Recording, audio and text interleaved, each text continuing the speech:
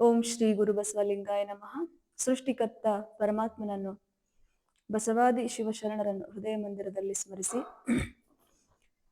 ಪೂಜ್ಯರ ಪಾದಾರವಿಂದಗಳಲ್ಲಿ ಭಕ್ತಿಯ ಶರಣಗಳನ್ನು ಸಲ್ಲಿಸುತ್ತಾ ಈ ಬೆಳಗಿನ ಶುಭ ಸತ್ಸಂಗದಲ್ಲಿ ಭಾಗಿಯಾಗಿರ್ತಕ್ಕಂಥ ತಮ್ಮೆಲ್ಲರಿಗೂ ಭಕ್ತಿಯ ಶರಣಾರ್ಥಿ. ಕಲ್ಯಾಣದ ಮಹಾಶರಣೆ ಅಕ್ಕ ಮಹಾದೇವಿ ತಾಯಿಯವರ ಜೀವನ ಚರಿತ್ರೆಯನ್ನು ಪೂಜ್ಯ ಮಾತಾಜಿಯವರು ಬರೆದಿರ್ತಕ್ಕಂಥ ತರಂಗಿಣಿ ಕಾದಂಬರಿ ಆಧರಿಸಿ ನಾವೆಲ್ಲ ನೋಡ್ತಾ ಇದ್ದೇವೆ. ಇವತ್ತು ಅಧ್ಯಾಯ 3, ಧರ್ಮ ಸಂಸ್ಕಾರ. ಸಂಸ್ಕಾರ ಅಂತ ಶಬ್ದ ನಾವು ನೋಡಿದಾಗ ಚೆನ್ನಾಗಿ ತಿಳ್ಕೊಂಡವ್ರಿಗೆ ಏನೋ ಒಂದು ಭಾವನೆ ಬರುತ್ತೆ. ಸಂಸ್ಕಾರ ಅಂದ್ರೆ ಏನು? ಒಬ್ಬ ವ್ಯಕ್ತಿ ಇರ್ಬೋದು, ಒಂದು ವಸ್ತು ಇರ್ಬೋದು, ಏನೇ ಇರ್ಬೋದು, ಅದಕ್ಕೆ ಒಂದು ರೂಪ ಕೊಟ್ಟಾಗ ಸಂಸ್ಕಾರ ಅಂದ್ರೆ ಒಂದು ರೂಪ, ನಡವಳಿಕೆ, ಚಾರಿತ್ರ್ಯ, ಸಾಕಷ್ಟು ಅರ್ಥಗಳು ಬರುತ್ತೆ. ಇಲ್ಲಿ ಮಾತಾಜಿಯವರು ಧರ್ಮ ಸಂಸ್ಕಾರ ಅಂತ ಈ ಅಧ್ಯಾಯಕ್ಕೆ ಹೆಸರನ್ನ ಕೊಟ್ಟಿದ್ದಾರೆ. ಸಂಸ್ಕಾರ ಅಂತ ಅಂದ್ರೆ ಏನಪ್ಪಾ? ಇವಾಗ ಗೋವಿನ ಸಗಣಿಗೆ ಸಂಸ್ಕಾರ ಕೊಟ್ರೆ ಏನಾಗುತ್ತೆ? ವಿಭೂತಿ ಆಗುತ್ತೆ. ಹಾಲಿಗೆ ಸಂಸ್ಕಾರ ಕೊಟ್ರೆ ತುಪ್ಪ ಅಲ್ವಾ? ನೀರಿಗೆ ಸಂಸ್ಕಾರ ಕೊಟ್ರೆ ಪಾದೋದಕ ಆಗುತ್ತೆ. ಮಣ್ಣಿಗೆ ಸಂಸ್ಕಾರ ಕೊಟ್ರೆ ಮಡಿಕೆ ಆಗುತ್ತೆ ಅಲ್ವಾ? ಕಲ್ಲಿಗೆ ಸಂಸ್ಕಾರ ಕೊಟ್ರೆ ಶಿಲೆ ಆಗುತ್ತೆ, ಮೂರ್ತಿ ಆಗುತ್ತೆ. ಹೀಗೆ ಒಬ್ಬ ಭವಿಗೆ, ಈಗ ನಮ್ಮ ನಿಮ್ಮಂಥವ್ರಿಗೆಲ್ಲರಿಗೂ ಸಂಸ್ಕಾರವನ್ನ ಕೊಟ್ರೆ ನಾವು ಸಂಸ್ಕಾರ ಯಾವುದ್ರ ಮೂಲಕ ಕೊಡ್ತಾರೆ ಅಂದ್ರೆ ದೀಕ್ಷೆಯ ಮೂಲಕ. ಸೊ ಇಲ್ಲಿ ಸಂಸ್ಕಾರದ ಬಗ್ಗೆ ಧರ್ಮದ ಮೂಲಕ ಸಂಸ್ಕಾರ ಅಂತಂದ್ರೆ ಈ ಅಧ್ಯಾಯಕ್ಕೆ ಹೆಸರು ಕೊಟ್ಟಿದ್ದಾರೆ. ತುಂಬಾ ಅದ್ಭುತವಾದ ಅಧ್ಯಾಯ. ಅಂದ್ರೆ ಅಧ್ಯಾತ್ಮ ಜೀವಿಗಳಿಗೆ ಅಧ್ಯಾತ್ಮ ಅಂದ್ರೆ ಏನು, ಸಂತೋಷ ಅಂದ್ರೆ ಏನು, ಆನಂದ ಅಂದ್ರೆ ಏನು ಅನ್ನೋದ್ರ ಬಗ್ಗೆ, ಭಕ್ತಿ ಬಗ್ಗೆ ಈ ಒಂದು ಅಧ್ಯಾಯದಲ್ಲಿ ಚಿತ್ರಣವನ್ನ ಕೊಡ್ತಾ ಹೋಗ್ತಾರೆ ಮಾತಾಜಿ ಅವರು. ಹೀಗೆ ಉಡುತಡಿಯಲ್ಲಿ ಓಂಕಾರ ಶೆಟ್ಟಿ ಲಿಂಗಮ್ಮನವರ ಮನೆ ಹತ್ರ ಇನ್ನೇನು ಸೂರ್ಯೋದಯ ಆಗಿ ಕೆಲವೇ ಕ್ಷಣ ಆಗಿರುತ್ತೆ. ಬೆಳಗ್ಗೆ ನಾವೆಲ್ಲ ಏನ್ ಮಾಡ್ತೀವಿ? ಬೆಳಗ್ಗೆ ಎದ್ದ ತಕ್ಷಣ ಮನೆ ಮುಂದೆ ಗೂಡಿಸಿ ರಂಗೋಲಿ ಹಾಕ್ತಾ ಇರ್ತೀವಿ ಅಲ್ವಾ? ಸೊ ಅದೇ ರೀತಿ ಲಿಂಗಮ್ಮನವರು ಕೂಡ ಮನೆ ಹೊರಗಡೆ ಬಂದು ಮನೆ ಮುಂದೆ ಸಾರಿಸಿ ರಂಗೋಲಿ ಹಾಕ್ಲಿಕ್ಕೆ ರೆಡಿ ಮಾಡ್ಕೊತಾ ಇರ್ತಾರೆ. ಅಲ್ಲಿ ಯಾರೋ ಒಬ್ಬ ವ್ಯಕ್ತಿ ಏಕತಾರಿಯನ್ನ ನುಡಿಸ್ತಾ ಹಾಡ್ತಾ ಬರ್ತಾ ಇರ್ತಾರೆ. ಆ ಏಕತಾರಿಯನ್ನ ಕೇಳ್ತಾ ಲಿಂಗಮ್ಮನವರು ಏನು ಮನೆ ಮುಂದೆ ಸಾರಿಸ್ತಾ ಕೂತ್ಕೊಂಡಿರ್ತಾರಲ್ವಾ, ಅಲ್ಲೇ ಅದ್ ಕೇಳ್ತಾ ಮೈ ಮರ್ತಾ ಅಲ್ಲೇ ಕೂತ್ಕೊಂಡ್ಬಿಡ್ತಾರೆ ಕೇಳ್ತಾ. ಹಂಗೆ ಅವ್ರ ಮನೆ ಕಡೆನೆ ಬರ್ತಾರೆ. ಅಂದ್ರೆ ಅವರು ಜಂಗಮರು. ಬೆಳಿಗ್ಗೆ ಅವರು ಹೇಗಪ್ಪ ಇರ್ತಾರಂದ್ರೆ ನೋಡೋದಿಕ್ ತುಂಬಾ ತೇಜಸ್ ಇರುತ್ತೆ ಅವ್ರ ಮುಖದಲ್ಲಿ. ಕೈಯಲ್ಲಿ ಏಕತಾರಿಯನ್ನು ಹಿಡಿದಿರ್ತಾರೆ, ಮತ್ತೆ ಬಗಲಿಗೆ ಒಂದು ಜೋಳಿಗೆ ಇರುತ್ತೆ, ಬಿಳಿ ಬಟ್ಟೆ ಜೋಳಿಗೆ ಇರುತ್ತೆ. ಮತ್ತೆ ಕೊರಳಲ್ಲಿ ಅವರು ರುದ್ರಾಕ್ಷಿ ಅಂತ ಗೊತ್ತಿರಲ್ಲ, ಅವಾಗಿನ ಕಲ್ಪನೆ ಇರಲ್ಲ, ಯಾರಿಗೆ ಇಷ್ಟಲಿಂಗ ಅಂತ ಗೊತ್ತಿರಂಗಿಲ್ಲ ಯಾರಿಗೆ ಲಿಂಗಮ್ಮನವ್ರಿಗೆ. ಏನೋ ಬಟ್ಟೆಲಿ ಕಟ್ಟಿದ್ದು ತೂಗ್ ಹಾಕೊಂಡಿರ್ತಾರೆ ಮೈ ಮೇಲೆ. ಸೊ ಅದನ್ನೆಲ್ಲ ನೋಡಿ ತುಂಬಾ ಸಂತೋಷ ಆಗುತ್ತೆ ಲಿಂಗಮ್ಮನವ್ರಿಗೆ. ಅವ್ರು ಹಾಡ್ತಾ ಇರ್ತಾರಲ್ಲ, ಆ ಹಾಡನ್ನೇ ಕೇಳ್ತಾ ಕೂತ್ಕೊಳ್ತಾರೆ. ಅವ್ರು ಹೇಳ್ತಾರೆ ಒಂದು ವಚನ: ನಂಬರು ನಚ್ಚರು ಬರಿದೆ ಕರೆವರು, ನಂಬಲರಿಯರಿ ಲೋಕದ ಮನುಜರು. ನಂಬರು ನಚ್ಚರು ಬರಿದೆ ಕರೆವರು, ನಂಬಲರಿಯರಿ ಲೋಕದ ಮನುಜರು. ನಂಬಿ ಕರೆದರೆ ಓ ಎನ್ನನೆ ಶಿವನು, ನಂಬಿ ಕರೆದರೆ ಓ ಎನ್ನನೆ ಶಿವನು. ನಂಬರು ನಚ್ಚರು ಬರಿದೆ ಕರೆವರು, ನಂಬಲರಿಯರಿ ಲೋಕದ ಮನುಜರು. ನಂಬಿ ಕರೆದರೆ ಓ ಎನ್ನನೆ ಶಿವನು, ನಂಬಿ ಕರೆದರೆ ಓ ಎನ್ನನೆ ಶಿವನು. ನಂಬರು ನಚ್ಚರು ಬರಿದೆ ಕರೆವರು, ಅಂತ ಬಸವಣ್ಣನವರು ವಚನ ಹಾಡ್ತಾ ಇರ್ತಾರೆ. ಲಿಂಗಮ್ನವರು ಹಾಗೆ ಈ ಹಾಡನ್ನ ಕೇಳ್ತಾ, ಓಂಕಾರ ಶೆಟ್ಟಿ ಅವರು ಒಳಗಡೆ ಇರ್ತಾರೆ. ಆ ಸಂಗೀತದ ನಾದ ಕೇಳ್ತಾ ಹಂಗೆ ತಲೆ ಬಾಗ್ಲಿಗೆ ಬಂದು ನಿಂತ್ಕೊಂಡು ಗೋಡೆಗೆ ಹೊರ್ಕೊಂಡು ಆ ಸಂಗೀತವನ್ನ ಆನಂದದಿಂದ ಕೇಳ್ತಾ ಅಲ್ಲೇ ಗೋಡೆಗೆ ಹೊರ್ಕೊಂಡು ನಿಂತು ಮೈ ಮರೆತಿರ್ತಾರೆ. ಆ ಹಾಡು ಸಂಗೀತ ನಿಂತ ತಕ್ಷಣ ಎಚ್ಚರಾಗಿ ಹೊರಗಡೆ ಬಂದು ಓಂಕಾರ ಶೆಟ್ಟಿ ಅವರು ಮಾತಾಡಿಸ್ತಾರೆ. ಆಹಾ, ಎಷ್ಟು ಅದ್ಭುತವಾದ ಸಂಗೀತ, ಮತ್ತೆ ಎಷ್ಟು ಅರ್ಥಗರ್ಭಿತವಾದ ಹಾಡು. ಇನ್ನೊಂದು ಹಾಡಬಲ್ರ ಸ್ವಾಮಿ ಅಂತ ಅವ್ರಿಗೆ ಏಕತಾರಿ ಮೀಡ್ತಾ ನಿಂತಿರ್ತಾರಲ್ಲ ಹಾಡಾಡ್ತಾ, ಅವರಿಗೆ ಕೇಳ್ತಾರೆ ಓಂಕಾರ ಶೆಟ್ಟಿ ಅವರು. ಓಹೋ, ಅದರಲ್ಲೇನು, ನಮ್ಗೆ ತುಂಬಾ ಸಂತೋಷ, ನಿಮ್ಮ ಸೇವೆಯೇ ನಮ್ಮ ಭಾಗ್ಯ ಅಂತ ಆ ಸಾಧು ಅವರು ಹೇಳ್ತಾರೆ. ಚೇಚೆ, ನೀವು ಕಾವಿ ವಸ್ತ್ರ ಧರಿಸಿದಿರಿ, ನೀವು ಸೇವೆ ಅಂತ ಅಷ್ಟು ದೊಡ್ಡ ಶಬ್ದ ಬಳಸೋದಾ, ನಾವೆಲ್ಲಿ ನೀವೆಲ್ಲಿ ಅಂತ ಓಂಕಾರ ಶೆಟ್ಟಿ ಅವರು ಹೇಳ್ತಾರೆ. ಇಲ್ಲ ಇಲ್ಲ, ನಿಮ್ಮ ಶರಣರ ಸೇವೆಯೇ ನಮಗೆ ಭಾಗ್ಯ. ಅಂದ್ರೆ ಯಾರು ಸೇವೆ ಮಾಡ್ತಾರೆ ಅವರು ಸಮಾಜದ ಸೇವಕರಾಗ್ತಾರೆ, ಈ ನಾಡಿನ ಸೇವಕರಾಗ್ತಾರೆ, ಆ ಭಗವಂತನ ಸೇವಕರಾಗ್ತಾರೆ. ಇಲ್ಲ ಇಲ್ಲ, ನಾವು ಯಾವಾಗ್ಲೂ ನಾವು ತಿಳ್ಕೊಂಡಿರೋ ಮನಸ್ಸಲ್ಲಿ ಅನ್ಕೊಳ್ತಾನೆ ಓಂಕಾರ ಶೆಟ್ಟಿ, ಇಲ್ಲ ಸ್ವಾಮಿಗಳನ್ನ ನಾವು ಯಾವಾಗ್ಲೂ ಕಾವಿ ವಸ್ತ್ರಧಾರಿಗಳನ್ನ ನಾವು ಸೇವೆ ಮಾಡ್ಬೇಕು, ಅವ್ರು ಸೇವೆ ಮಾಡ್ಬೇಕು. ಇವ್ರು ನೋಡಿದ್ರೆ ನಮ್ಗೆ ನಮ್ಮ ಸೇವಕರಂತ ಇವ್ರು ಹೇಳ್ತಾರಲ್ಲ, ಇದೆಲ್ಲ ಹೊಸದಲ್ಲ, ಇದೆಲ್ಲ ಹೊಸ ವಿಷಯ ಆಯ್ತಲ್ಲ ಅಂತ ಮನ್ಸಲ್ಲಿ ತಿಳ್ಕೊಂಡು ಮತ್ತೊಂದು ವಚನ ಹೇಳ್ತಾರೆ. ಏನೋ, ಮನವೇ ಸರ್ಪ ತನುವೆ ಹೇಳಿಗೆ, ಹಾವಿನೊಡತನ ಹದುವಾಳಿಗೆ, ಇನ್ನಾವಾಗ ಕೊಂದಹುದೆಂದರಿಯೇ, ಇನ್ನಾವಾಗ ತಿಂದಹುದೆಂದರಿಯೇ, ನಿಚ್ಚ ನಿಚ್ಚಕ್ಕೆ ನಿಮ್ಮ ಪೂಜಿಸಬಲ್ಲಡೆ, ಅದೇ ಗಾರುಡ ಕೂಡಲ ಸಂಗಮ ದೇವ. ಈ ವಚನವನ್ನ ಹೇಳ್ತಾರೆ. ಅವಾಗ ಅವರು ಸಾಧುಗಳು ಹೇಳ್ತಾರೆ, ಅವಾಗ ಮೊದಲು ಹಾಡಿದ್ದು ಅಪ್ಪ ಬಸವಣ್ಣನವರ ರಚನೆ, ಇದು ಕೂಡ ಅವ್ರದೇ ವಚನ ಅಂತ ಹೇಳ್ತಾ ಇರ್ತಾರೆ. ಅವರಿಬ್ರು ದಂಪತಿಗಳು ಇಬ್ರು ತುಂಬಾ ಸಂತೋಷ ಭಕ್ತಿ ಜೀವಿಗಳು ಮೊದ್ಲೇ ಅವರು. ಇನ್ನು ವಚನ ಕೇಳಿದ್ರೆ ಅವ್ರಿಗೆ ಮತ್ತ ಸಂತೋಷ ಆಗದೆ ಇರುತ್ತ. ಆ ಹಾಡುಗಳನ್ನ ಕೇಳ್ತಾ ನಿಂತಿರ್ತಾರೆ. ಇದು ಕೂಡ ಬಸವಣ್ಣನವ್ರದೇ ವಚನ. ಸರಿ, ಅವಾಗ ಇನ್ನು ಅಲ್ಲೇ ನಿಂತ್ಕೊಂಡೇ ಇರ್ತಾರೆ.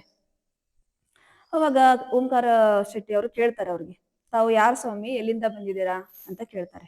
ನಾವು ಜಂಗಮರು, ನಾವು ಕಲ್ಯಾಣದಿಂದ ಬಂದಿದ್ದೇವೆ. ಏನು ಪಟ್ಟಣಕ್ಕೆ ಪಂಚರಾತ್ರಿ, ಹಳ್ಳಿಗೆ ಏಕರಾತ್ರಿ ಅಂತ ಮಂತ್ರೋಪದೇಶವನ್ನ ಮಾಡ್ತಾ ಮಾಡ್ತಾ ನಾವು ಸಂಚಾರ ಮಾಡ್ತಾ ಇರ್ತೀವಿ, ಧರ್ಮೋಪದೇಶವನ್ನ ಮಾಡ್ತಾ ಸಂಚಾರ ಮಾಡ್ತಾ ಇರ್ತೀವಿ. ಆ ಕೆಲಸಕ್ಕಾಗಿ ನಾವು ಈ ಊರಿಗೆ ಬಂದಿದ್ದೀವಿ ಅಂತ ಹೇಳ್ತಾರೆ. ಹಾ, ನೀವು ನೋಡಿ, ನೀವು ಎಷ್ಟೇ ಸರ್ತಿ ತುಂಬಾ ತಿಳಿಗನ್ನಡದಲ್ಲಿ ಅಂದ್ರೆ ಅಚ್ಚ ಕನ್ನಡದಲ್ಲಿ ಇರ್ತಕ್ಕಂಥ ಈ ವಚನಗಳು ನಮ್ಗೆ ತುಂಬಾ ಬೇಗ ಅರ್ಥ ಆಗುತ್ತೆ. ಅದೇ ಬೇರೆ ಭಾಷೆಯಲ್ಲಿ ಇದ್ದಿದ್ರೆ ನೀವೇ ವಚನ ಹೇಳಿ ಹಾಡಿದ್ರು ಕೂಡ ನಮಗೆ ಅರ್ಥ ಆಗ್ತಿರ್ಲಿಲ್ಲ. ತಿಳಿಗನ್ನಡದಲ್ಲಿ ಇರೋದ್ರಿಂದ ನಮ್ಗೆ ತುಂಬಾ ಚೆನ್ನಾಗಿ ಅರ್ಥ ಆಯ್ತು, ಎಂತಹ ಒಳ್ಳೆಯ ಸಂದೇಶಗಳಿದೆ ಈ ವಚನಗಳಲ್ಲಿ ಅಂತ ಹೇಳ್ಬಿಟ್ಟು ತುಂಬಾ ಸಂತೋಷ ಪಡ್ತಾರೆ. ಸೊ ಯಾಕೆ ಇನ್ನೂ ನಿಂತ್ಕೊಂಡಿದಾರ, ಕೂತ್ಕೊಳ್ಳಿ ಅಂತ ಹೇಳ್ಬಿಟ್ಟು ಓಂಕಾರ ಶೆಟ್ಟಿ ಅವರು ಅನ್ಕೋತಾರೆ. ಆಮೇಲೆ ಮನ್ಸಲ್ಲಿ ಲಿಂಗಮ್ನವರು ಹೇಳ್ತಾರೆ, ಮನೇಲಿಗೆ ಹೊರಗಡೆ ಕರ್ಕೊಂಡು ಹೋಗ್ಬಿಟ್ಟು ಉಪಚಾರ ಆದ್ರೂ ಮಾಡಿದ್ರಾತಂತ ಮನ್ಸಲ್ಲಿ ತುಂಬಾ ಅವ್ರಿಗೆ ಜಂಗಮರ ಸೇವೆ ಅಂದ್ರೆ ತುಂಬಾ ಇಷ್ಟ. ಒಳಗಡೆ ಕರ್ಕೊಂಡು ಹೋಗಿ ಸೇವೆ ಮಾಡಿದ್ರಾಯ್ತು ಅಂತ ಅನ್ಕೊಂಡು, ನಿಮ್ದು ಯಾವ ಜಾತಿ ಸ್ವಾಮಿ ಅಂತ ಕೇಳ್ತಾರೆ. ಅವಾಗ ಅವ್ರು ಹೇಳ್ತಾರೆ, ಇಲ್ಲ ನಮ್ಗೆ ಜಾತಿ ಗೀತಿ ಏನು ಇರೋದಿಲ್ಲಮ್ಮ, ನೀರು ಗಟ್ಟಿಯಾಗಿ ಮುತ್ತಾಗುತ್ತಲ್ಲ ಹಾಗೆ ಜಾತಿಯನ್ನ ಅಳೆದವನೇ ಜಂಗಮ ಆಗ್ಲಿಕ್ಕೆ ಸಾಧ್ಯ, ನಮ್ಗೆ ಯಾವ್ದು ಜಾತಿ ಇಲ್ಲ ಅಂತ ಹೇಳಿದಾಗ ಅವ್ರಿಗೆ ತುಂಬಾ ಅಚ್ಚರಿಯ ಮೇಲೆ ಅಚ್ಚರಿ ಅವರ ಮಾತುಗಳನ್ನ ಕೇಳಿ. ಇಂತಹ ಮಾತುಗಳನ್ನ ಯಾರಿಂದನೂ ಕೂಡ ಅವರು ಕೇಳಿರುವುದಿಲ್ಲ. ಹೀಗಿರ್ಬೇಕಾದ್ರೆ ಇದ್ಯಾಕೋ ಹೊಸದಾಗುತ್ತೆ, ಇವ್ರು ಯಾರೋ ಮಹಾತ್ಮರೇ ಇರಬಹುದು ಅಂತ ತಿಳ್ಕೊಂಡು ಇಬ್ರು ದಂಪತಿಗಳು ಕೂತ್ಕೊಂಡಾದ್ರೆ ಕೂತ್ಕೊಳ್ಳಿ ಕಟ್ಟೆ ಮೇಲೆ ಅಂತ ಹೇಳಿದಾಗ ಆ ಜಂಗಮರು ಹೇಳ್ತಾರ, ಇಲ್ಲ ಇಲ್ಲ, ನನಗೆ ಸಮಯ ಆಗಿದೆ, ಯಾಕಂದ್ರೆ ನಾ ಇನ್ನೂ 4-5 ಮನೆ 5-6 ಮನೆ ಏನು ಬೋಧೆ ಮಾಡಿ ಕಾಯಕ ಮಾಡಿ ಭಿಕ್ಷೆಯನ್ನ ತಗೊಂಡು ಹೋಗಿ ಇವತ್ತಿನ ಮತ್ ಸಾಯಂಕಾಲ ಎಲ್ಲ ಕಾರ್ಯಕ್ರಮಗಳಿರ್ತವೆ, ನಾವು ಹೋಗ್ಬೇಕು, ತಡ ಆಗುತ್ತೆ.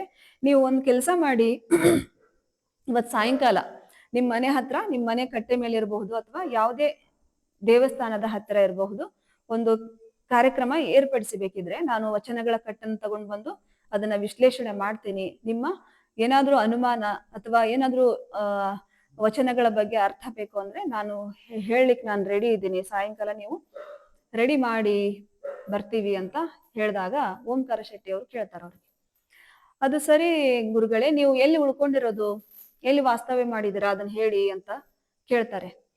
ಸರಿ, ಹಾಗಾದ್ರೆ ಇಲ್ಲ, ನಾವು ಗುರುಲಿಂಗ ಶಿವಾಚಾರ್ಯರ ಮಠದಲ್ಲಿ ಉಳ್ಕೊಂಡಿದ್ದೇವೆ, ಪ್ರತಿದಿನ ಸಾಯಂಕಾಲ ಅಲ್ಲಿ ಅನುಭವಗೋಷ್ಠಿ ಮಾಡ್ತಾ ಇದ್ದೀವಿ ಅಂತ ಹೇಳ್ತಾರೆ. ಅವರಿಗೆ ಆಶ್ಚರ್ಯ ಆಗುತ್ತೆ. ಗುರುಲಿಂಗ ಶಿವಾಚಾರ್ಯರು ಇದಕ್ ಹೋಗಿರ್ತಾರೆ, ಮಲ್ಲಯ್ಯನ ದೇವಸ್ಥಾನಕ್ಕೆ ಹೋಗಿರ್ತಾರೆ, ಕದಳಿಗೆ ಹೋಗಿರ್ತಾರಲ್ವಾ ಅನುಷ್ಠಾನಕ್ಕಂತ. ಅನುಷ್ಠಾನಕ್ಕಂತ ಹೋದವರು ತುಂಬಾ ದಿನಗಳಾದ್ರೂ ಕೂಡ ಬಂದಿರಲಿಲ್ಲ. ಅವ್ರಿಗೆ ತುಂಬಾ ಬೇಸರ ಇರುತ್ತೆ. ದಿನಂಪ್ರತಿ ಗುರುಗಳ ಭೇಟಿ, ಅವ್ರ ಆಶೀರ್ವಾದ ಬೇಕೇ ಬೇಕು ಅವ್ರಿಗೆ. ತುಂಬಾ ದಿನಗಳಿಂದ ಬೇಸರ ಇರ್ತದಲ್ಲ, ಬಂದಿದ್ದಾರೆ ಅಂತ ಅಂದ ತಕ್ಷಣ ತುಂಬಾ ಸಂತೋಷ ಪಡ್ತಾರೆ ಇಬ್ರು ದಂಪತಿಗಳು. ಗುರುಗಳು ಬಂದ್ಬಿಟ್ಟಿದಾರ, ಗೊತ್ತೇ ಆಗಿಲ್ಲ ನಮ್ಗೆ, ತುಂಬಾ ಸಂತೋಷ, ತುಂಬಾ ಒಳ್ಳೆಯ ಸುದ್ದಿ ನಮ್ಗೆ ಹೇಳಿದ್ರಿ. ಹಾಗಾದ್ರೆ ಸಾಯಂಕಾಲ ಇಲ್ಲಿ ಬೇಡ, ನಾವು ಹೇಗಿದ್ರು ಗುರುಗಳ ಭೇಟಿ ಮಾಡ್ಲೇಬೇಕು, ನಾವು ಅಲ್ಲಿಗೆ ಬರ್ತೇವೆ. ಹಾಗಾದ್ರೆ ಅವರು ಗುರುಗಳು ಹೇಳ್ತಾರೆ, ಜಂಗಮರು ಇರ್ತಾರಲ್ಲ, ಹಾಗಾದ್ರೆ ನನ್ನ ಜೋಳಿಗೆಯಲ್ಲಿ ವಚನ ಕಟ್ಟುಗಳಿದ್ದಾವೆ, ವಚನದ ಕಟ್ಟುಗಳಿದ್ದಾವೆ, ಇವನ್ನ ತಗೊಳ್ರಿ ನೀವು, ಇವತ್ತು ಸಾಯಂಕಾಲ ಬರೋವರೆಗೂ ಓದ್ಕೊಳ್ರಿ. ಅದರಲ್ಲಿ ಏನಾದ್ರೂ ಸಂದೇಹ ಇದ್ರೆ, ಪ್ರಶ್ನೆಗಳಿದ್ರೆ ನೀವು ಸಾಯಂಕಾಲ ಅನುಭವಗೋಷ್ಠಿಯಲ್ಲಿ ಕೇಳಿ ಪರಿಹಾರ ಮಾಡ್ಕೋಬಹುದು ಅಂತ ತಿಳ್ಕೊಂಡು ಆ ವಚನಗಳ ಕಟ್ಟನ್ನ ಅವರಿಗೆ ಕೊಟ್ಟು, ಇನ್ನೇನು ಹೊರಡಕ್, ಸರಿ ಸರಿ ನನಗೆ ಸಮಯ ಆಗ್ತಾ ಇದೆ, ನಾನು ಹೊರಡ್ತೀನಿ ಅಂತ ಆ ಜಂಗಮರು ಹೇಳ್ತಾರ. ಸರಿ ಆಯ್ತು, ನನ್ನ ಕಾಯಕಕ್ಕೆ ಪ್ರತಿಫಲ ಭಿಕ್ಷೆ ಕೊಡ್ಬೇಕಲ್ಲ, ಅಂದ್ರೆ ಬೋಧೆ ಮಾಡ್ತಾ, ವಚನಗಳ ಅರ್ಥವನ್ನ ಹೇಳ್ತಾ, ಹಾಡಾಡ್ತಾ, ಧರ್ಮ ಬೋಧನೆ ಮಾಡ್ತಾ, ಅವರು ಕೊಟ್ಟಂತಹ ಧಾನ್ಯಗಳನ್ನ ತೆಗೆದುಕೊಂಡು ಅವತ್ತಿನ ಏನಪ್ಪಾ ಪ್ರಸಾದವನ್ನ, ಅವತ್ತಿನ ಪ್ರಸಾದಕ್ಕೆ ಎಷ್ಟು ಬೇಕೋ ಅಷ್ಟನ್ನು ಮಾತ್ರ ಅವರು ಸಂಗ್ರಹ ಮಾಡ್ಕೊಂಡು ಹೋಗ್ತಾ ಇರೋದು ಅವ್ರದ್ದು ವಾಡಿಕೆ. ಸರಿ ಆಯ್ತು, ನಾನು ಆಯ್ತಲ್ಲ, ನನ್ನ ಕಾಯಕಕ್ಕೆ ಪ್ರತಿಫಲ ನೀಡಿ ನಾನು ಮುಂದಿನ ಮನೆಗೆ ಹೋಗ್ತೀನಿ ಅಂತ ಜಂಗಮರು ಹೇಳ್ತಾರೆ. ಸರಿ ಆಯ್ತು ಅಂತ ಅವರು ಮೊದಲೇ ಶ್ರೀಮಂತರು, ಯಾರು ಓಂಕಾರ ಶೆಟ್ಟಿ ಲಿಂಗಮ್ಮನವರು, ಊರಿಗೆ ಶ್ರೀಮಂತರು. ಅವ್ರಿಗೆ ಏನೋ ಒಂದೇ ಮನಸ್ಸಿನಿಂದ ಅವರು ಯಾವುದೇ ಯೋಚನೆ ಮಾಡಲ್ಲ, ಒಂದು ಬಂಗಾರದ ನಾಣ್ಯ ಕೊಡ್ಲಿಕ್ಕೆ ಹೋಗ್ತಾರೆ ಭಿಕ್ಷೆಯಾಗಿ ಆ ಜಂಗಮರಿಗೆ. ಆ ಜಂಗಮ ಹೇಳ್ತಾರೆ, ಛೇ ಮಹಾಶರಣರೇ, ನೀವೇನು ಇಂಥ ಬಂಗಾರದ ನಾಣ್ಯವನ್ನೇ ಕೊಡ್ತಾ ಇದ್ದೀರಲ್ಲ, ಇದು ನನ್ನ ಕಾಯಕಕ್ಕೆ ತುಂಬಾ ಜಾಸ್ತಿನೇ ಆಯ್ತು. ನನ್ನ ಕಾಯಕ ಎಷ್ಟು? ಚಿಕ್ಕ ಕಾಯಕ. ನನ್ನ ಕಾಯಕಕ್ಕೆ ಎಷ್ಟು ಅಷ್ಟೇ ಮಾತ್ರ ನೀವು ಕೊಡ್ರಿ, ನಮಗೆ ಧಾನ್ಯ ಕೊಟ್ರೆ ಸಾಕು, ನಮಗೆ ಬಂಗಾರ ಎಲ್ಲ ಬೇಡ. ಸನ್ಯಾಸಿಗಳಾದವ್ರಿಗೆ ಬಂಗಾರದ ಹಂಗ್ ಇರಬಾರ್ದು, ಬಂಗಾರ ನಮ್ಗೆ ಯಾಕೆ ಅಂತ ಆ ಜಂಗಮರು ಹೇಳ್ತಾರೆ. ಅವ್ರಿಗೆ ಆಶ್ಚರ್ಯ ಆಗತ್ತೆ, ಮತ್ತೆ ತುಂಬಾ ಸಂತೋಷನೂ ಆಗತ್ತೆ ಓಂಕಾರ ಶೆಟ್ಟಿ ಅವರಿಗೆ. ಸರಿ ಆಯ್ತು ಲಿಂಗ, ನೀನು ಹೋಗಿ ಅವ್ರಿಗೆ ಧಾನ್ಯಗಳ ಭಿಕ್ಷೆ ನೀಡು ಅಂತ ಓಂಕಾರ ಶೆಟ್ಟಿ ಅವರು ಲಿಂಗಮ್ಮನವ್ರಿಗೆ ಹೇಳ್ತಾರೆ. ಲಿಂಗಮ್ಮನವ್ರದ್ದು ತುಂಬಾ ದೊಡ್ಡ ಕೈ ರೀ ಅವ್ರದ್ದು, ಯಾವತ್ತೂ ಅವರು ನೀಡಿದ ಕೈ, ಬೇಡಿದ ಕೈ ಅಲ್ಲ. ಹಾಗಾಗಿ ಅವರು ತುಂಬಾ ಬಹಳ ಭಕ್ತಿಯಿಂದ ಒಳಗಡೆ ಹೋಗಿ ಮರ ತುಂಬಾ ಅಕ್ಕಿ ತಗೊಂಡು, ಅಕ್ಕಿ ಕಾಳುಗಳನ್ನ ತಗೊಂಡ್ಬಂದು ಅವ್ರಿಗೆ ಕೊಡ್ಲಿಕ್ಕೆ ಹೋಗ್ತಾರೆ. ಅವಾಗ್ಲೂ ಕೂಡ ಅವರು ಜಂಗಮರು, ಅಮ್ಮ ತಾಯಿ, ನಿಮ್ಮ ಔದಾರ್ಯಕ್ಕೆ ನಾನು ಯಾವಾಗ್ಲೂ ಋಣಿ, ಆದ್ರೆ ನನ್ನ ಕಾಯಕಕ್ಕೆ ಇದು ಜಾಸ್ತಿನೇ. ಯಾಕಂದ್ರೆ ನಾನು ಒಂದೇ ಮನೇಲಿ ನೀವು ಇನ್ನೂ ಉಳಿಯುವಷ್ಟು ಧಾನ್ಯ ಕೊಟ್ಬಿಟ್ರೆ, ನಾನು ಇನ್ನೂ 4-5 ಮನೆ ಬೋಧೆ ಮಾಡ್ಬೇಕು, ಅವರಿಗೆ ಜ್ಞಾನವನ್ನ ನೀಡ್ಬೇಕು, ಧರ್ಮದ ಉಪದೇಶ ಮಾಡ್ಬೇಕು, ಅಲ್ಲಿಂದ ನಾನು ಧಾನ್ಯಗಳನ್ನ ಸಂಗ್ರಹ ಮಾಡ್ಕೊಂಡು ಹೋಗ್ಬೇಕಾಗತ್ತೆ. ಹಾಗಾಗಿ ಇವತ್ತಿನ ನನ್ನ ಕಾಯಕಕ್ಕೆ ನಿಮ್ಮ ಮನೆಯಲ್ಲಿ ಮಾಡತಕ್ಕಂತ ಬೋಧೆಗೆ ನನಗೆ ಒಂದು 4 ಹಿಡಿ ಅಕ್ಕಿ ಸಾಕು, ಅಷ್ಟನ್ನು ಮಾತ್ರ ನೀಡ್ರಿ, ನಾನು ಉಳಿದಿದ್ದು ಒಂದ್ ಮೇಲ್ ಕಾಳ 1-2 ಹೆಚ್ಚಾದ್ರೂ ಕೂಡ ನಾನು ತೆಗೆದುಕೊಳ್ಳಲ್ಲ ಅಂತ ಹೇಳ್ತಾರೆ. ಹಂಗೆ ಬಸವಣ್ಣವ್ರು ಹೇಳ್ತಾರೆ, ಆಸೆ ಎಂಬುದು ಅರಸಂಗಲ್ಲದೆ ಶಿವಭಕ್ತರಿಗುಂಟೆ ಅಯ್ಯ. ಅಲ್ಲ, ಅದು ಬೇರೆ ಇವ್ರದಿದೆ ಅನ್ಸುತ್ತೆ ವಚನ, ಮಡಿವಾಳ ಮಾಚೆನವ್ರದ ಇದೆ ಅನ್ಸುತ್ತೆ ವಚನ. ಒಂದು ವಚನದಲ್ಲಿ ಬರುತ್ತೆ, ಆಸೆ ಎಂಬುದು ಅರಸಂಗಲ್ಲದೆ ಶಿವಭಕ್ತರಿಗುಂಟೆ ಅಯ್ಯ, ಈ ಸಖಿ ಆಸೆ ನಮಗೆ ಕಯ್ಯ, ಮಾರಯ್ಯ ಪ್ರಿಯ. ಹೌದು, ಅದಕ್ಕೆ ಮಾರಯ್ಯನವ್ರದು, ಮಾರಯ್ಯ ಪ್ರಿಯ ಅಮರೇಶ್ವರ ಲಿಂಗಕ್ಕೆ ದೂರ ಮಾರಯ್ಯ. ಅಂದ್ರೆ ಅವರು ಐದಕ್ಕಿ ಮಾರಯ್ಯನವರು ಹೆಚ್ಚು ಅಕ್ಕಿ ತಂದಿರ್ತಾರೆ ಒಂದಿನ, ಏನೋ ಹಂಗೆ ಯಾವ್ದೋ ಒಂದು ಮೂಡಲ್ಲಿ ತುಂಬಾ ತಡವಾಗಿರುತ್ತೆ, ಬಸವಣ್ಣವ್ರು ಕೊಟ್ಟು ಕಳಿಸ್ಬಿಡ್ತಾರೆ. ಜಾಸ್ತಿ ಅಕ್ಕಿ ತಂದಾಗ ಅವ್ರು ಹೇಳ್ತಾರೆ ಲೆಕ್ಕಮ್ಮನವ್ರು, ಇಲ್ಲ ಇಷ್ಟು ಜಾಸ್ತಿ ಯಾಕೆ ಅಕ್ಕಿ ತಗೊಂಬಂದ್ರಿ, ಹೋಗಿ ವಾಪಸ್ ಕೊಟ್ಟು ಬರ್ರಿ ಅಂತ ಹೇಳಿ ತುಂಬಾ ನಿಷ್ಠುರವಾಗಿ ಹೇಳಿ ಕಳಿಸ್ತಾಳೆ. ಸೊ ಇಂತಹ ನಿಷ್ಠುರವಾದ ಕಾಯಕಕ್ಕೆ ತಕ್ಕ ಪ್ರತಿಫಲ, ಕಾಯಕ ಮಾಡೇ ಪ್ರತಿಯೊಬ್ರು ಜೀವನ ಮಾಡ್ಬೇಕು ಅನ್ನೋ ಸಂದೇಶವನ್ನ ಕೊಟ್ಟಂತಹ ಮಹಾ ಬಸವಾದಿ ಶಿವಶರಣರು ಬಂದಂತಹ ನಾಡಿನಲ್ಲಿ ನಾವು ನೀವೆಲ್ಲರೂ ಹುಟ್ಟಿದ್ದೀವಿ, ಅದು ನಮ್ಮೆಲ್ಲರ ಭಾಗ್ಯ ಅಂತ ತಿಳ್ಕೊಂಡು ಹೇಳ್ತಾ ಇಲ್ಲಿ ಹೇಳ್ತಾರೆ, ಯಾರು ಮತ್ತೆ ಜಂಗಮರು ಹೇಳ್ತಾರೆ, ತಮ್ಗೆ ಎಷ್ಟು ಬೇಕೋ ಅಷ್ಟನ್ನು ಮಾತ್ರ ತೆಗೆದುಕೊಂಡು ಹೋಗಿ, ಸರಿ ಆಯ್ತು ನಿಮ್ ಸಂತೋಷ ಹಾಗೆ ಆಗ್ಲಿ ಅಂತ ತಿಳ್ಕೊಂಡು ಒಂದು 4 ಹಿಡಿ ಅಕ್ಕಿಯನ್ನ ಕೊಟ್ಟು ಆ ವಚನದ ಕಟ್ಟುಗಳನ್ನ ಇಸ್ಕೊಂಡು ಅವರನ್ನ ಜಂಗಮರನ್ನ ಬೀಳ್ಕೊಡ್ತಾ ಮತ್ತೆ ತಮ್ಮ ಮುಂದಿನ ಕಾಯಕದಲ್ಲಿ ನಡೆಯುತ್ತೆ ಅವ್ರ ಜೀವನ. ಇನ್ನೇನು ಸಾರಿಸ್ತಾ ಇರ್ತಾರೆ, ರಂಗವಲ್ಲಿ ಹಾಕಿ ಮತ್ತೆ ಅವ್ರು ಪಕ್ಕದ ಮನೆಗೆ ಎದುರುಗಡೆ ಮನೆಗೆ ಹೋಗ್ತಾರ ಅವ್ರು ಜಂಗಮರು. ಅಲ್ಲೂ ಕೂಡ ಸಂಗೀತ ಹಾಡ್ತಾ ನಿಂತ್ಕೋತಾರೆ. ಒಳಗಡೆಯಿಂದ ಪಾರ್ವತಮ್ಮ ಬರ್ತಾಳೆ. ಪಾರ್ವತಮ್ಮ ಅವ್ರ ಪಕ್ಕದ ಮನೆ ಪಾರ್ವತಮ್ಮ, ನಿಮಗೆಲ್ಲರಿಗೂ ಗೊತ್ತೇ, ಮೊನ್ನೆ ಬಂದಿದ್ಲು ಮನೆ ಸನ್ನಿವೇಶದಲ್ಲಿ. ಪಾರ್ವತಮ್ಮನವ್ರು ಏನ್ ತಿಳ್ಕೊಂತಾರೆ, ಈ ಸಂಗೀತವನ್ನ ಹಾಡ್ ಕೇಳ್ತಾ ಓ ಯಾರೋ ಭಿಕ್ಷುಕರು ಬಂದಿರಬಹುದು ಅಂತ ತಿಳ್ಕೊಂಡು ಅಕ್ಕಿ ತಗೊಂಡ್ ಬರ್ತಾರೆ ಹೊರಗಡೆ. ಹಾಗೆ ಆ ಹಾಡ್ ಕೇಳ್ತಾ ಕೇಳ್ತಾ ಇವರು ಲಿಂಗಮ್ನವರು ರಂಗೋಲಿ ಹಾಕ್ತಾ ಇರ್ತಾರೆ. ಅವರು ಕೂಡ ಓಂಕಾರ ಶೆಟ್ಟಿ ಅವರು ಕೂಡ ಸಂಗೀತ ಕೇಳ್ತಾ ಒಳಗಡೆ ಹೋಗ್ತಾರೆ, ತಮ್ಮ ಕಾಯಕದಲ್ಲಿ ತೊಡಗ್ತಾರೆ. ಆ ಪಾರ್ವತಮ್ಮ ಬರ್ತಾಳಲ್ಲ, ಪಾರ್ವತಮ್ಮ ಸ್ವಲ್ಪ ಗೊತ್ತಲ್ಲ ಅವರು ಸ್ವಭಾವ ಸ್ವಲ್ಪ ಬೇರೆ. ಓ ಯಾರೋ ಭಿಕ್ಷುಕರು ಬಂದಿದ್ದಾರೆ ಅಂತ ತಗೊಂಡ್ ಬಂದು ಅವ್ರು ಅಕ್ಕಿ ನೀಡ್ಲಿಕ್ಕೆ ಹೋಗ್ತಾರೆ. ಅವಾಗ ಜಂಗಮರು ಹೇಳ್ತಾರೆ, ಆ ಹಾಡಿದ್ದ ವಚನದ ಅರ್ಥ ಹೇಳನಮ್ಮ ನಾನ್ ನಿಮ್ಗೆ ಅಂತ ಕೇಳ್ತಾರೆ. ಆ ವಚನದ ಅರ್ಥ ನಿಮ್ಗೆ ಹೇಳ? ಅವಾಗ ಪಾರ್ವತಮ್ಮ ಹೇಳ್ತಾರೆ, ಅಯ್ಯೋ ವಚನದ ಅರ್ಥ ಆಗಿರ್ತಾ ಎಲ್ಲ ಬೇಡಪ್ಪ ನಮ್ಗೆ, ಈ ಭಿಕ್ಷೆ ತಗೊಂಡು ಹೋಗ್ತಾ ಇರು, ಮುಂದಿನ ಮನೆಗೆ ಹೋಗ್ಬಿಡು, ಈ ಭಿಕ್ಷೆ ನೀಡ್ಬಿಡು, ನಮ್ಗೇನ್ ಅರ್ಥ ಏನ್ ಬೇಡ, ಭಿಕ್ಷೆ ತಗೊಂಡು ಹೋಗ್ಬಿಡು ಅಂತ ಪಾರ್ವತಮ್ಮ ಹೇಳ್ತಾಳೆ. ಅವಾಗ ಜಂಗಮರು, ಹಾಗಾದ್ರೆ ಅಮ್ಮ ತಾಯಿ, ನೀನು ನನ್ನ ಏನು ಜ್ಞಾನದ ದಾನವನ್ನ ನೀ ತೆಗೆದುಕೊಳ್ಳೋದಿಲ್ಲ ಅಂತಂದ್ರೆ ನಿನ್ನ ಅನ್ನದಾನವನ್ನು ಕೂಡ ನನ್ಗೆ ಬೇಡ. ನಾವು ಶರಣರು ಹೇಗೆ ಅಂತಂದ್ರೆ ನಾವು ಕಾಯಕ ಮಾಡೇ ಅದ್ರ ಪ್ರತಿಫಲ ತೆಗೆದುಕೊಳ್ಳೋದು. ನೀ ನನಗೆ ನಾನು ಈಗ ವಚನದ ಅರ್ಥ ಹೇಳ್ತಿದ್ದೀನಿ ಅಂತ ಹೇಳಿದ್ರೆ ನೀವು ಯಾಕೋ ತುಂಬಾ ಕೆಲಸದಲ್ಲಿ ಇದೀರಿ ಅಂತ ಅನ್ಸುತ್ತೆ, ಕೆಲಸ ತುಂಬಾ ಜಾಸ್ತಿ ಇರಬಹುದು ನಿಮಗೆ. ಹಾಗಾದ್ರೆ ಈ ವಚನದ ಕಟ್ಟೆಗಳನ್ನ ತೆಗೆದುಕೊಳ್ರಿ, ನೀವು ಓದ್ಕೊಳ್ರಿ, ಸಾಯಂಕಾಲ ನೀವು ಮಠಕ್ಕಾದ್ರೂ ಬನ್ರಿ, ಅಥವಾ ನಾನೇ ಸಾಯಂಕಾಲ ಬಂದು ಅದನ್ನ ಮತ್ತೆ ನಾಳಿನ ದಿನ ಬಂದಾಗ ನಿಮ್ಗೆ ಅರ್ಥ ಹೇಳಿ ತಗೊಂಡ್ಕೊಂಡು ಹೋಗ್ತೀನಿ ಅಂತ ಹೇಳಿದಾಗ, ಅಯ್ಯೋ ಏನಪ್ಪ ನಿಂದು ರಾಗ, ನನಗೆ ನೋಡಿದ್ರೆ ನನ್ ಚಿಂತೆ ಮೊದ್ಲೇ ಇವಾಗ ಹೇಳ್ತಿರ್ತಾರೆ ಏನೋ. ಅವಾಗ ಆ ಕಾಲದಲ್ಲಿ ಒಂದಿತ್ತು, ಇವತ್ತು ಕೂಡ ಒಂದೊಂದ್ ಕಡೆ ಇರಬಹುದು, ಇವತ್ತು ಅಷ್ಟೊಂದು ಮೂಢನಂಬಿಕೆ ಇಲ್ಲ.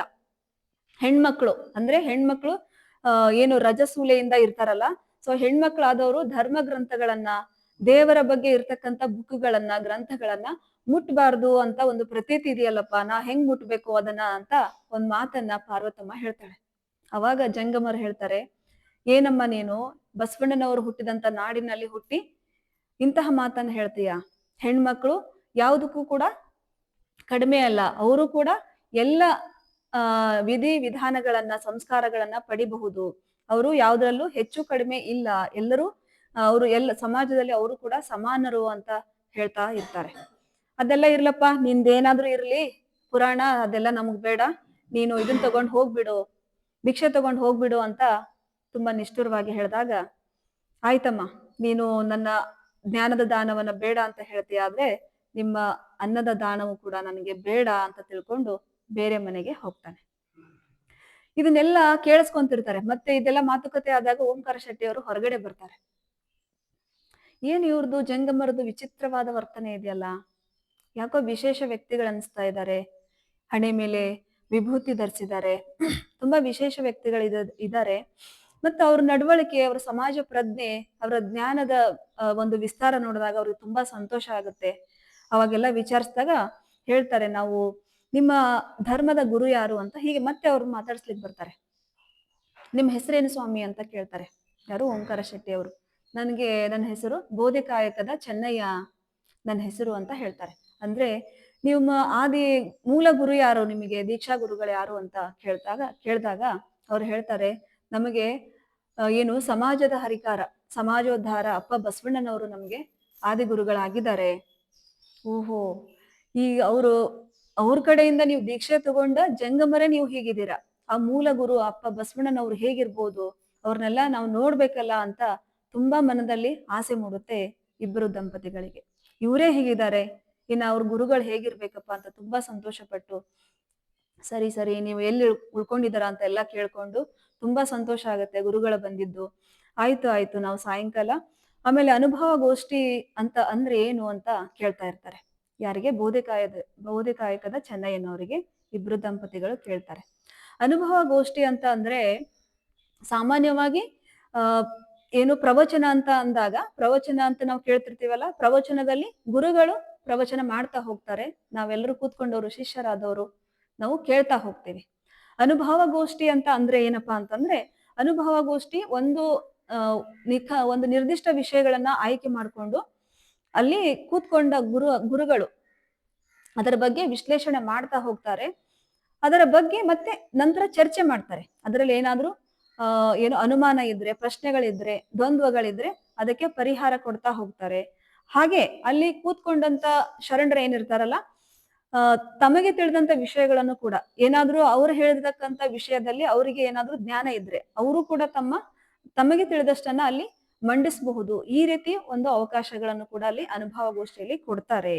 ಸೊ ಆ ರೀತಿ ಅನುಭವಗೋಷ್ಠಿ ನಾವು ಪ್ರತಿದಿನ ಏನು ಗುರುಲಿಂಗ ಶಿವಾಚಾರ್ಯ ಮಠದಲ್ಲಿ ಮಾಡ್ತಾ ಇರ್ತೀವಿ ಸಾಯಂಕಾಲ. ಸೊ ನೀವು ಕೂಡ ಬಂದು ಅಲ್ಲಿ ಭಾಗಿಯಾಗ್ಬೋದು. ತುಂಬಾ ಸಂತೋಷ ಪಡ್ತಾರೆ.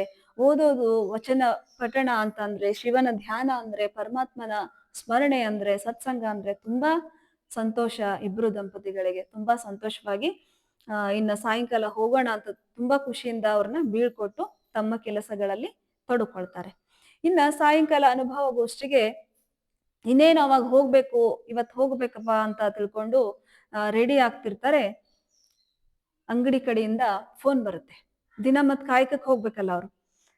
ಕರೆ ಬರುತ್ತೆ, ಇಲ್ಲ ಅಂಗಡಿಯಲ್ಲಿ ಅಂಗಡಿ ಕಡೆ ನೀವು ಬೇಗ ಬರ್ಬೇಕಾಗತ್ತೆ, ಜನ ಎಲ್ಲ ಕೂಡಿದ್ದಾರೆ ಅಂತ ಓಂಕಾರ ಶೆಟ್ಟಿ ಅವ್ರಿಗೆ ಕರೆ ಬರುತ್ತೆ.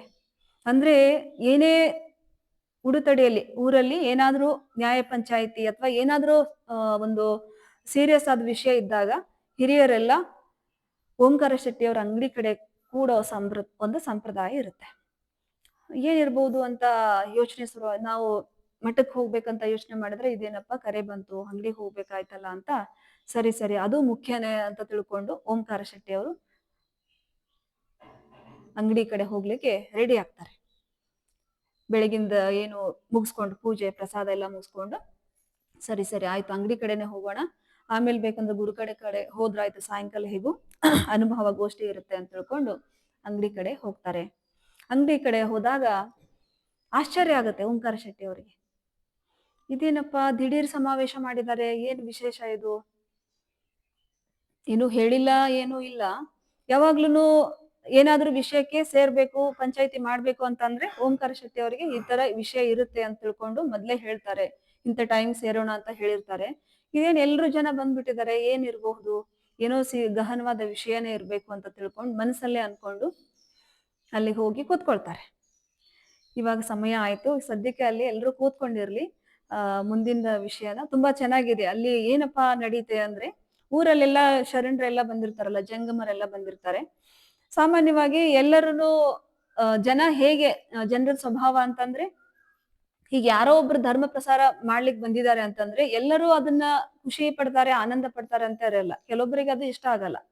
ಏನ್ ಇವ್ರು ದೊಡ್ಡ ತಮ್ದೇ ಪುರಾಣ ಹೇಳಕ್ ಬಂದಿದಾರಲ್ಲ ಅಂತ ಅನ್ನೋ ಸ್ವಭಾವದವರು ಜನ ಇರ್ತಾರೆ.